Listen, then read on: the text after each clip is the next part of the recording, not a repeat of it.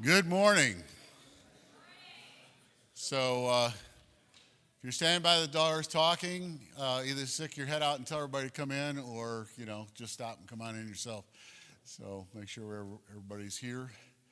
I never know what everybody is these days since COVID, and how many to expect, or what's going on, or whatever else. So we're glad that you're here, and just for Al's sake to know, this is being streamed as well as the service. So, yeah, I don't know, Al, maybe like me, I think that, streaming is nice, except for you got to find a better picture, to do something that looks more attractive. Anyway, we're glad you're here this morning, and Al and Kim Yoder here, and most of you know them already, and thank God, but just remember, they don't necessarily remember you. I've had times that somebody visited here on a Sunday and then saw me in a grocery store. Hi, how are you doing? It's like we're old friends. I'm looking and going, there was one of me and 100 of you. Who are you? The kind of thing. So always feel free to be humble enough to introduce yourself once again. Nona and I are going to be going out at 10:20, and Megan's going to take over then and cover some stuff with you she needs to deal with you on, and I don't know anything about, so that's just the way it works. So let me lead with prayer and then turn it over to Al and Kim. Father, thank you. Just thank you. Every good gift and every perfect gift came from you. Thank you. Every blessing flows through your hands and from your throne. Thank you. Thank you that Al and Kim have been faithful for decades serving you in Brazil. Thank you that they have impacted our lives over the years powerfully for your glory. Thank you for this morning as we gather together. And just thank you, Lord. And as we thank you, we realize that means we ought to be more reinforced in our commitment to simply be used by you, so that years ahead we'll continue to say thank you, but have new content. Work in us toward faithfulness, fruitfulness, and for your glory. We pray it in Christ Jesus' name. Amen. And just in case anybody doesn't know, Al and Kim Yoder are missionaries of the ABWE to Brazil. And they've been many years in the upper Amazon, and Al is a pilot, and now nobody wants to even drive them in a car, but that's another story. Those kind of things. So we've always been great church, part of their support and part of their fellowship, and God's been good to us to be a blessing, and they have been a tremendous blessing to us. So sit back, relax, enjoy, and at the end there'll be an opportunity for questions. 1, 2, 3. Hey, I'm on. Whoa. I don't need that much volume. I got a big mouth. It is good to be here. Yeah, you said instead of coming in an airplane, we decided to come in a car. We got a car real cheap. And, I figured I'm a mechanic, I've spent about a month and a half working on that piece of junk out there, and finally figured it was roadworthy. And this morning, as we were coming to church, my alternator started quitting on me. So we may be leaving by airplane. We'll leave you a car. It's a farewell gift. It is really good to be here. I'm a little tongue-tied. I'm a little tongue-twisted because I'm still on. My clock isn't working real well, and we had a few trips where I was like yesterday, where I was up at 3 a.m. to leave to make a certain time schedule, and so I'm not sure if I'm. We're doing the presentation first, and the honest truth is the presentation doesn't take the entire time. He said that we have to be done by 10:20 at the very latest. We may be done earlier than that. And then we can go back and have some more of those great eggs and biscuits in between then and church. It's good to be back. I want to say thanks, Evergreen. I always say this in every single church, and I always mean it in every single church. I don't think there's a missionary alive that's had better churches than we have. For our entire career, we haven't had to worry about support. And I don't mean only financial support. People would write, at the beginning they would write, how's your work in Colombia? And we would have to remind them that's just our mailing address. We're really living in Brazil. But people read the letters and people pray, and I can still really sense that most people that get our letters are reading it and praying and seriously. And we've been on the field. We would have been 41 years. We've been married 42 years. And we thank God for that. But there's a lot of emotion in all that also. And we're thankful for Pastor Rumley. Pastor Rumley, in my darkest hours, when I was being more foolish than any time in my career and had some problems, and Pastor Rumley he wasn't even my pastor. We have never been members here, but that's the man that was at my side, literally at my side for a year during some really tough waters, encouraging and it was really great. I wanted to accuse him and say, Pastor Rumley never did real well at writing back to my letters, but that's because he wasn't getting my letters, and that's because I just this year finally figured out how to spell your name right. It's funny. He kept reminding me, it's not that way. In fact, I put it right here. I'm afraid I might have written it wrong here, so I'm not even going to mention. But finally, I know how to spell his name right. But, the sadness of knowing that I'm sitting at Evergreen Baptist Church with Pastor Rumley, and we'll never meet here again. That's kind of emotional. So if I start crying during the service, you'll know why. But it is that this is a delicate time of life. Both Pastor Rumley and I have the same heart. Retirement is not a word that you look at with favor. Ministry is till the day you die. And of course, the field changes. Our field changed, you'll see here, major field change 3 times during our career. And we're on our 3rd one now. It's really strange because I'm in our 4th one, right? Because we're still working full time in Brazil. Just last week I finished, or a week before last, my Alzheimer's is kicking in. I taught 3 days, 10 hours a day, the book of Proverbs. And the very next week we had another major course. So we're still working full time in Brazil, even though we are living in Concord. But I'll go into that during the slide presentation. But we wanted to say thank you. We don't get the time to sit and babble during the services, during the preaching service. And so since you guys are the cream of the crop, you came early, we'll throw out all the gush on you. Thank you very much for your love. Thank you very much for your faithfulness. And I want to thank John and Pam. They're a special couple. This is the 2nd time we've been with them. The first time we came, they had a real small son, and they traded him. We just came back now, and there's a giant with a deep voice. It was kind of shocking, And I remember that's the little guy. I even called him Jack last night. It's Zach.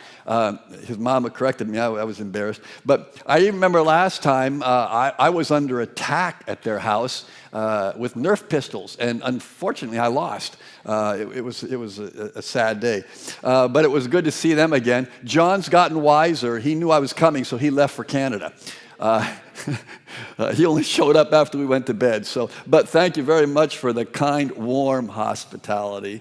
It was very, very, very special. But I don't want to go into any more, just to say that right now. I'm not going to take the time this morning in the service to say that, but it is deep felt. We just are so blessed with the greatest of churches, and we would appreciate it if you would continue praying for us as we continue into stage 4. We have a whole bunch of brand new prayer cards. I'm going to use a phrase that we used when I first started for the field, and I got a lot of bad looks about it. The new prayer cards really depict what we had. Then it was called Beauty and the Beast. Unfortunately, with the brand new prayer cards, my wife went to all the trouble of printing up several hundred before we came. They're lost somewhere in our car. We haven't found them. So we'll try to find some and leave a stack of them for you after we leave. I'm a little troubled. The Bible says, in 2 Corinthians 4, we are troubled on every side, yet not distressed. We are perplexed, yet not despair. Persecuted, but not forsaken. Cast down, but not destroyed. not that kind, okay? I actually searched, my wife, that she's the straight A student, I made her my thesaurus yesterday, and I was trying to get a word to describe how I feel right now, and the only thing we could come up with was, I'm a little troubled at this time.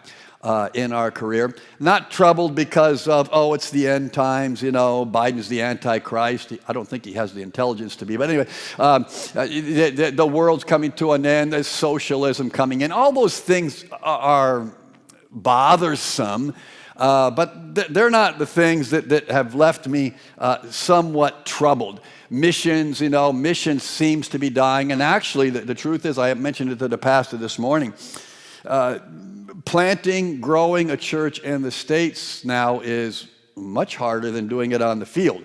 And we ought to reverse this thing. You send your pastors to Brazil and they can deputize and we'll pray for them. And it is hard here. The culture has really changed. I mean, we have most of our career in the Amazon, so we weren't even keeping up. And when we came back this time, it's like, whoa, this is not the world we thought it was. One of the things in missions is that missions has become, the new missionaries coming out, and this is not to down talk anybody specifically, but in general, the missionaries are smart, they're geeks, they're is that a good word? I should ask Zach, is that a good word, geek? The smarts are there, the technologies are there, but one of the problems is longevity. We had a missionary that came to work with us, and 1 year he changed callings and works 3 times. And a lot of missionaries are coming for 2 or 3, maybe 4 years, and then not coming back. No matter where you are in the world, especially Brazil, it's very hard to do anything that lasts that short term. And here I went into that, and I wasn't supposed to. But that is not what is making me troubled. COVID is not making me troubled. Near retirement is not making me troubled. I guess what is really troubling my heart in this change, in this shift, is, I'm a has-been missionary pilot. I'm a has-been aviation church planner. We'll never plant a church in Brazil again. What's bothered me, though, is at the end of every year, ABWE sends out 8 pages of questions to answer. And I say, didn't you read my prayer letters? No. And one of the questions at the end is, how many souls were saved this year? And at the first, I have to say this year, 0. That kind of bothers me. Well, you're on deputation. It's not your church. You're not working. That bothers me. How many baptisms did you have this year? 0. And you're a full-time missionary. But isn't this kind of general? I mean, it used to be that churches were having baptisms every 2 or 3 months, People were getting saved. And now we're kind of like just rearranging the furniture. Even in Brazil, we planted a church, by God's grace, in a flash, 3 years, 3.5, 4 years, with leadership and everything. But we didn't lead but maybe 2 people to the Lord that whole time. It's just furniture moving around. And that really troubles me, That's what the heart of the church is. I guess MacArthur put it. He says, the purpose of the church isn't to help us find a cure for the flu or help people with COVID. The purpose of the church is the Great Commission. It's soul winning. What are we doing in that area? Are we losing our focus in that area?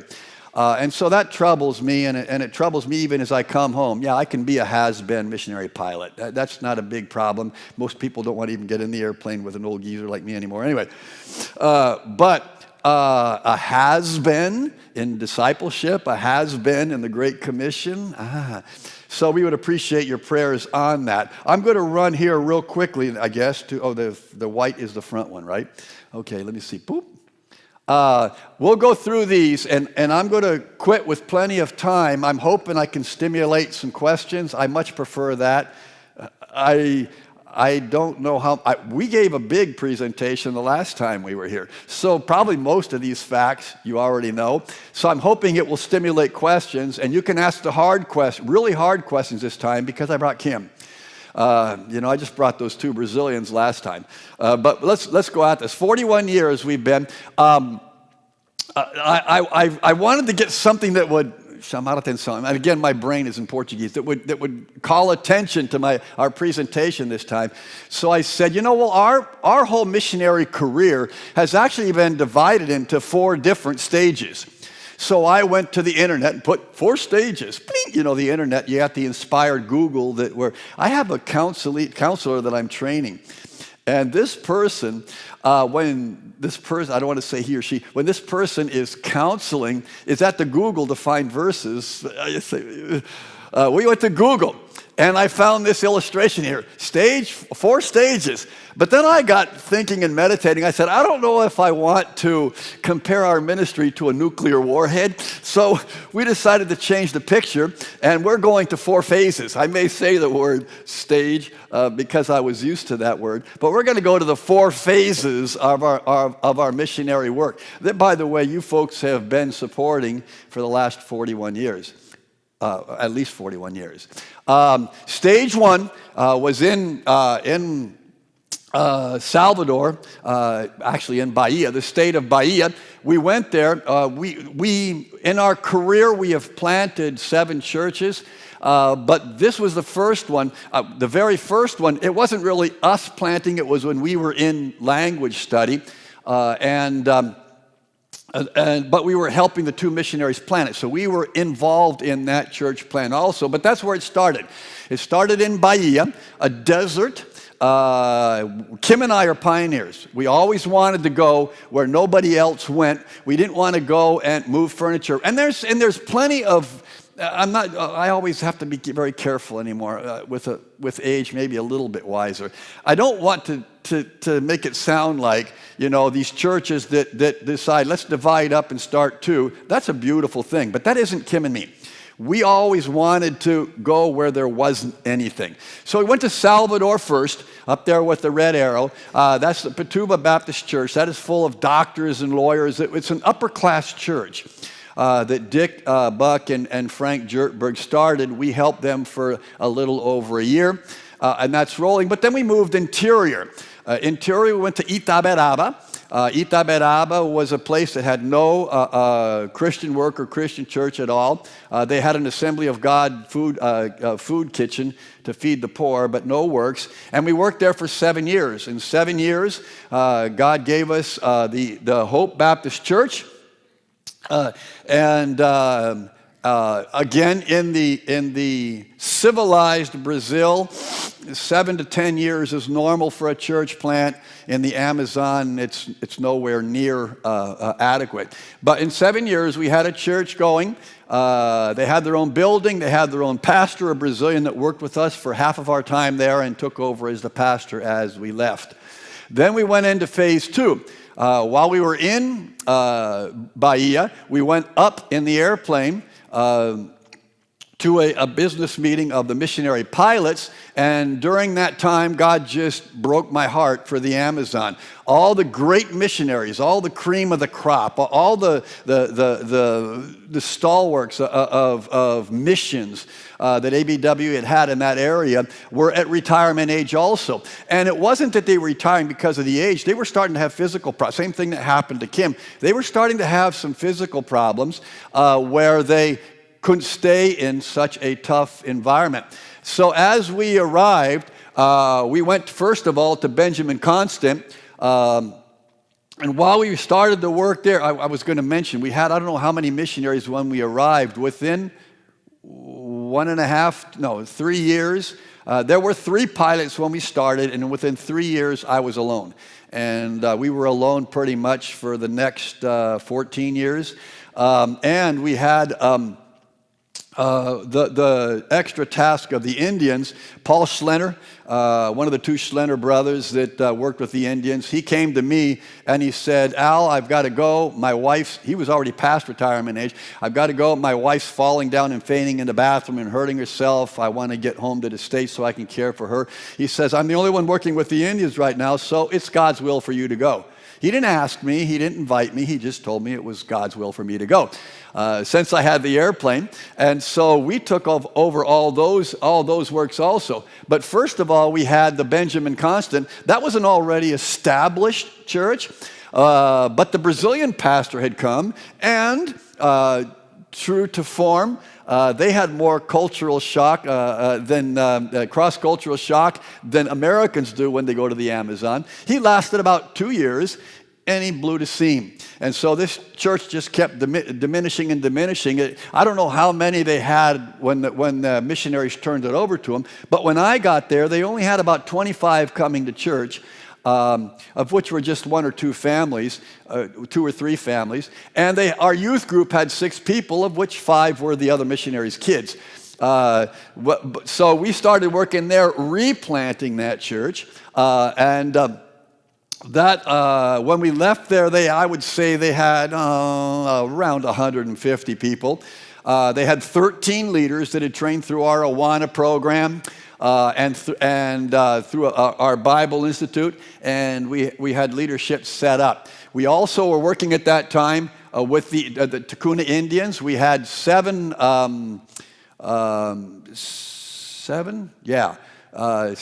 different Takuna Indian villages that would come together. Actually, I didn't sleep.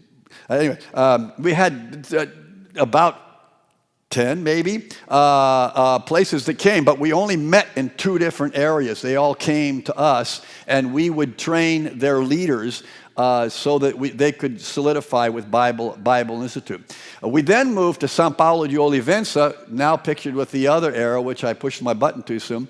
São Paulo was another very staunch Roman Catholic church, city. Now, when I say that, I am always very rapid to say, if you have Roman Catholic roots here, it isn't even the same. And I'm not only talking Catholic. The Catholic Church is mixed with Spiritism, Candomblé. Even a Christian church, an Assembly of God church, was so mixed with the Spiritism.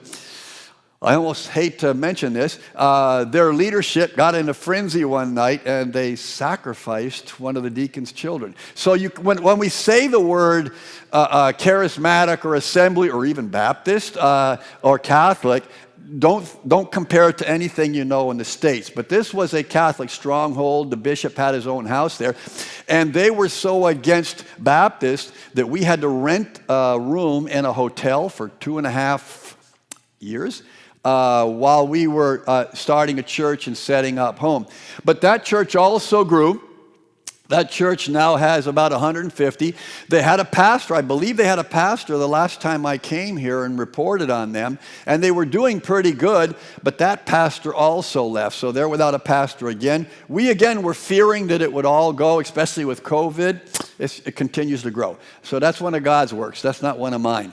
Continues to grow. They're getting more solid, and they're still looking for a pastor to take over that work. And my thought during that time was, God, we're here to be in the Amazon. I want to live in the Amazon. I want to die in the Amazon. I told my wife, when I die, just push the body over in the river, put some lighter fluid on, boom, and we'll take care. But God, my thoughts are not your thoughts are not my thoughts, That's when Kim started having some problems physically. We're not going to go into any of the details, but there were 2 problems. They were battling against one another. The one could take her life, but antibiotic could easily handle, but the other one doesn't let her take antibiotics. So basically the doctors said, you got a choice, the Amazon or staying married. And I decided that it wasn't that hard of a choice after all. So God, an act of God, took us out of the Amazon, and we went to what we would call stage 3. Stage 3 was about 5 years ago. We moved all the way across the country. That's the last time we were here. We were already involved in this work here, and you saw some of the fruit of that work. We started in a church which is pictured on your left in the middle there, a very good church, but I was telling your pastor again this morning, we weren't born to attend church, and we were in Brazil to attend church. We had a great work in the seminaries that was growing and continues to grow. But we were very, I practiced the godly art of murmuring, which I am much better at hiding from my wife these days. But anyway, God heard my cry, and he gave us an opportunity to start another church. I'll show you a picture of them in just a minute. But in the meantime, we started here, and we started with a seminary group. They were just similar to the 4 tracks that Lafayette has of biblical counseling. We started with some 25 students, of which most were pastors. And our last year there, before COVID, we were having about 550 people come to those. And from there, the Sebima Seminary asked us if we wouldn't start a master's degree in biblical counseling, and so we started in Sebima. The church that we're in now, the church that we planted, which God allowed us to plant, it's called the Bible Baptist, and that's because in our area, the large group of missions and missionaries are from the Bible Baptist movement. They're not from ours, but we were an offshoot from that first church, and so the Bible Baptist Church of Eusebio started. At the bottom right-hand corner are all the leaders that we were able to train in the first few years, and those leaders have carried on. And the church, we also had one young man we were training, and he is training to be the pastor. That went a little bit slower, obviously, because COVID showed up. And his ordination council is, we're going back to Brazil again in December. And we have a wedding to do and an ordination council, and then our graduation for this year. His ordination and installation will be done during that time. They held it off. He's already ready, but they held it off so that we could have the honor of being there when they install him as permanent pastor of the church. They also were a church that were growing very rapidly, which made me nervous. I'm more of the slow growth, steady growth. It grew very rapidly, and I thought when COVID hit, it's all over. We gained 6 couples during COVID. They started listening in. We went to the same thing, streaming to me is the Amazon, water running. But anyway, we started streaming or whatever it's called, and people got curious, and all of a sudden we have more blocks on Zoom also, but we gained 6 families during that time. The airplane, we had a more different model airplane, and we were reaching the interior, but the honest truth was, I thank God for that, and it was very useful work, but the honest truth was missionary aviation, like we believe in, died when we left the Amazon for us. So we were there. COVID hit. We started preaching to little teeny-weeny TV screens in front of our eyes for about a year and a half, which I hate doing, but I'm very glad it's there, because the honest truth is, if COVID hadn't hit, we would have never known what Zoom means. It's definitely not what my car does on the road, but we wouldn't know what Zoom means, and without Zoom, we would have no ministry now, because our entire master's program is set up online. My wife has it all online. It took her 3 years to develop all this stuff and get it online. And we were just meeting for classes 4 times a year. Now, with the Zoom, we can still meet for classes, and everything's still done online. And that's handy because we have a new director on its way, but he doesn't have a doctor's degree yet. And we have some teachers that are training. There's only 6 men in the country trained to teach this material right now. And we have all 6 of them. I shouldn't get ahead of myself. First of all, Sebima, upper left-hand corner, was the original Bible seminary where we were teaching it. They're way, way up north, and I'm talking almost 4,000 miles from the other one. Way up northeast, where we were working in Fortaleza. Then our own regular Baptist seminary, Logos, had a different name originally. Dick Sturkenberg, all the Grand Rapids crew started that seminary. They invited us our very last year to open up the same program in their seminary. So we're now working 2 different seminaries. which is 4 times a year in each, 8 times. We try to get them close so we can teach some of the classes together. And we're doing it all by Zoom. We're teaching classes. We're sitting in as we're training teachers to teach those classes because our job is to get out of that job, obviously. And we're also doing a lot of counseling. Our graduates have to have 50 hours of counseling. Actually, they have to have 20 hours of counseling, observing counseling, before they start the 50-hour program. Then they have to counsel for 50 hours with us at their side before they can get signed off in the master's degree in biblical counseling.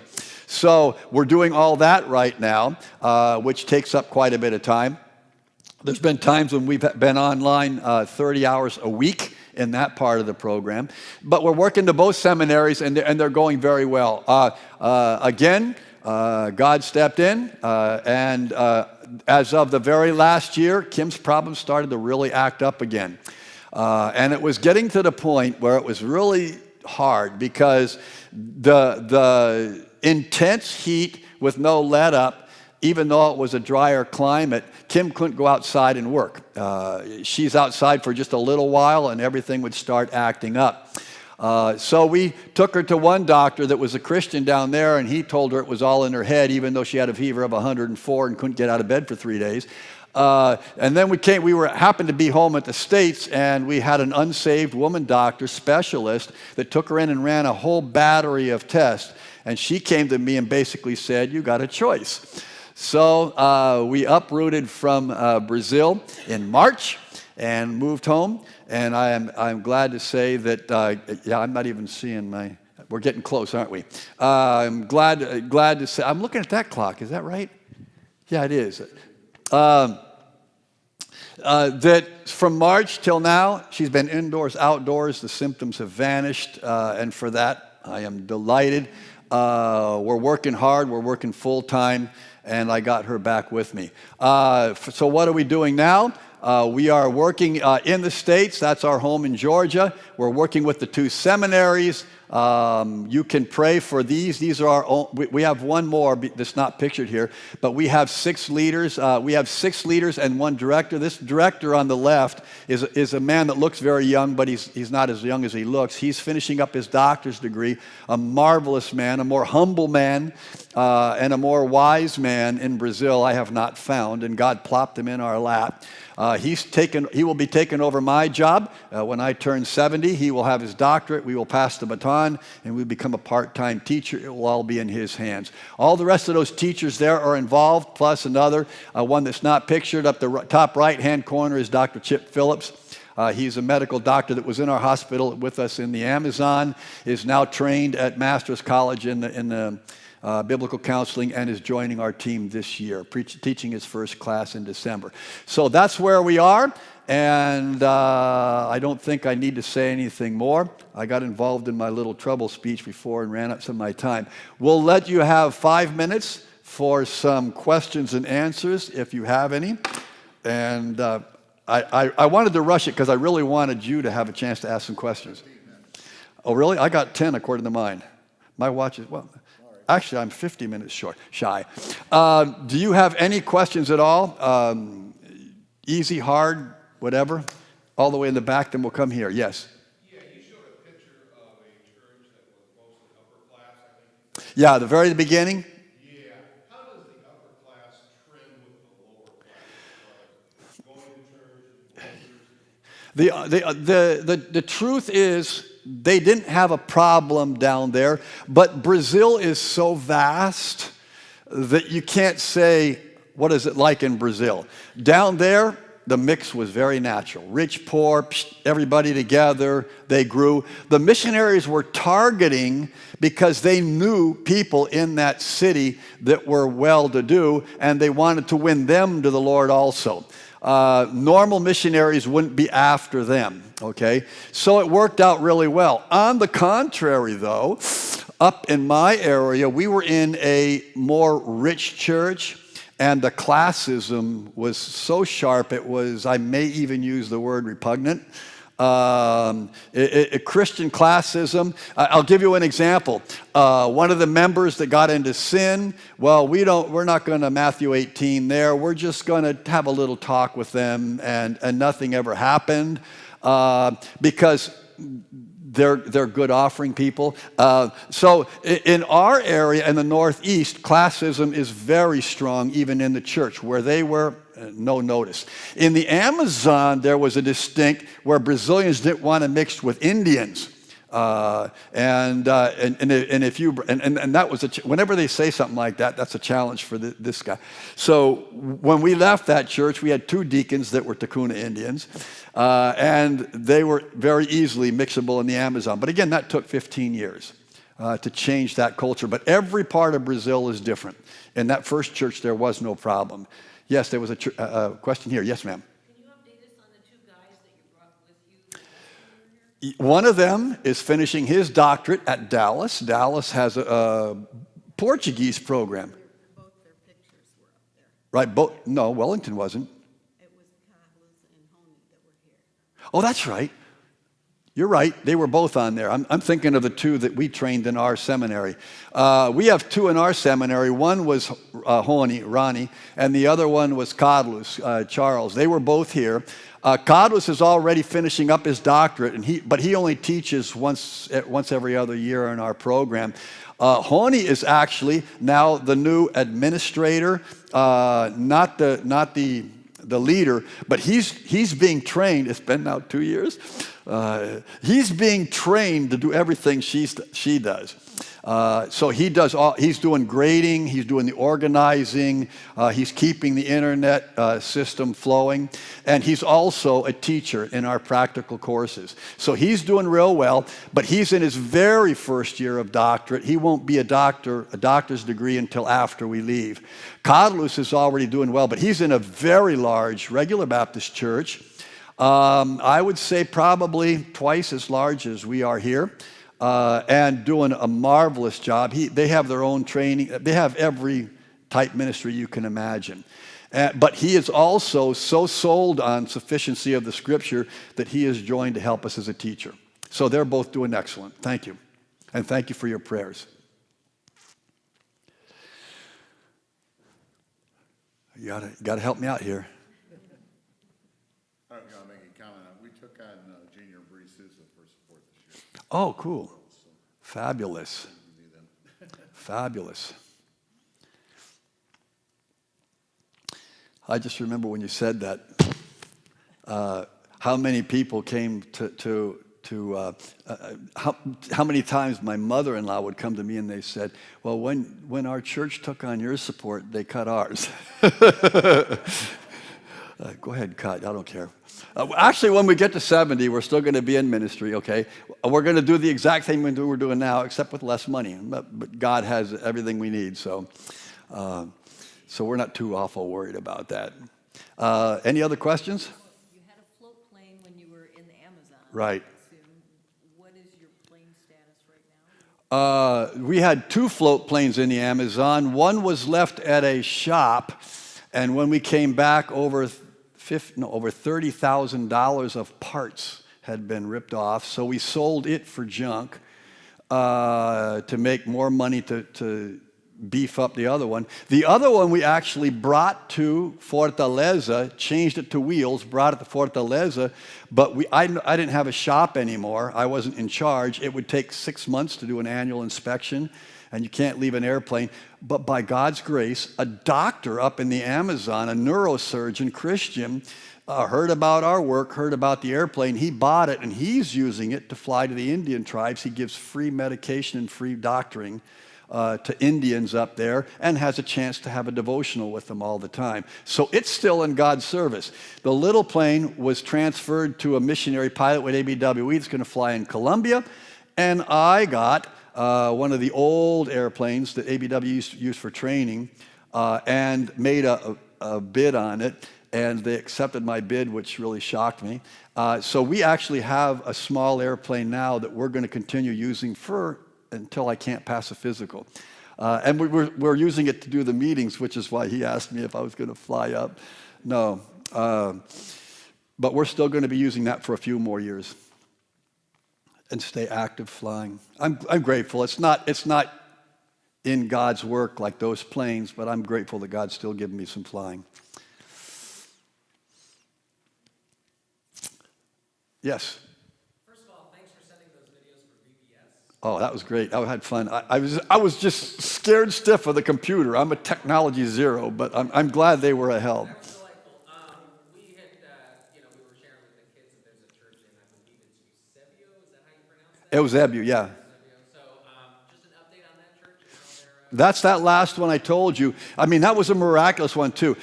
Churches in civilization take easily half the time, but this was raised and put on its own feet in 3 years, which is just spectacular. And it's a solid church. We're going to be visiting them. They are in a warehouse that we rented while we were there. Very hard to get property, very expensive to get property. And so we've been renting them. We just saw a picture of them last week, standing room only. That place was filled, every chair was filled, and there were people on the side walls. So it is really growing. And we're pretty excited about that. And of course, they'll have their own permanent pastor as of Christmas of this year. What they're looking for is to buy land to build their own building. And we're going to try to help raise some of the funds. We'll probably go 50-50 with the church, but the money isn't the problem. The problem literally is finding land. It is just, you get a little small piece of land for them, it would be $30,000, which is just way out of reach. So if you're going to continue to pray for that special little church, pray that they can find a piece of land and build their own building where they can grow some more. I think they'll be a powerhouse, good church. And that city is one of the up-and-coming cities recognized in that area in Brazil. It's just, well, you can't tell the difference when Fortaleza ends and it starts, but it's just outside of the border of Fortaleza. But everybody's moving there because it's a nice little neighborhood. And I mean, it's a neighborhood. It's a pretty big sized town.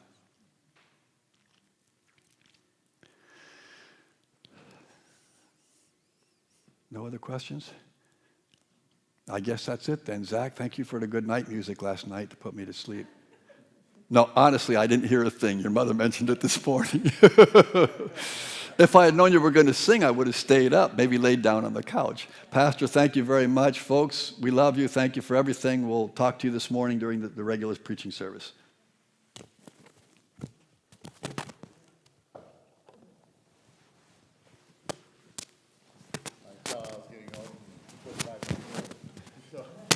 Anyway, we're going to bail on you here in a minute, and Megan's going to take over. Just want to encourage you, keep praying for missions, keep praying for us as a church. I was down at our state fellowship meetings the first part of this week, and there is a raft of us retiring at the same time. We're all the tail end of the boomers. And I heard of 3 churches with long-term pastors that have retired, and the churches have split. And this is why I'm saying to everyone, stop talking about me leaving. God's not going anywhere. The Lord of the church is still here and in charge. And it's really crucial that this doesn't become too much of a focus in this process. It's just handing off from one steward to another in the program of God. So I want to encourage you that way. Pray for Yoder as they sort out how to do their ministry in this new format. Because believe it or not, we still know some things. And we're trying to gently and compassionately pass them along as we have the opportunity. But, God's got to work out the way that all works. Okay, so at this time, Nona and Dad and I are going to bail out, and Megan's going to take over the church. It's a big task. Thank you.